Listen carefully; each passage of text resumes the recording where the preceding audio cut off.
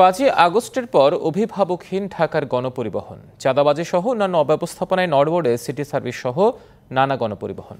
এই সেক্টরে সুষ্ঠু পরিবেশ ফেরাতে ঢাকা পরিবহন মালিক সমিতি নির্বাচনের তারিখে ঘোষণা করেছে এক পক্ষ, এবং তবে এ নিয়ে প্রশ্ন তুলেছে আরেক পক্ষ।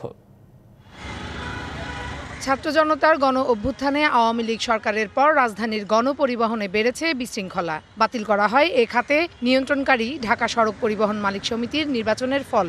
পরে নিজেকে সমিতির সাধারণ সম্পাদক দাবি করেন সাইফুল আলম। নতুন করে নির্বাচনের তারিখ ঠিক করা হয় 31শে ডিসেম্বর। তবে এই কমিটির বৈধতা নিয়ে প্রশ্ন তুলেছেন এক পক্ষ।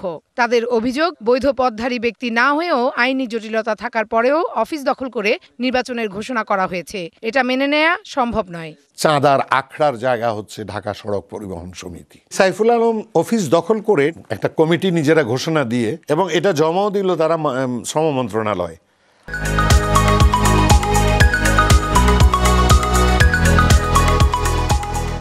আর ইঞ্জিনিয়ারিং ইনস্টিটিউটে গিয়ে অনুষ্ঠান করে নিজের পদবি সাধারণ সম্পাদক হিসেবে প্রচার করলো।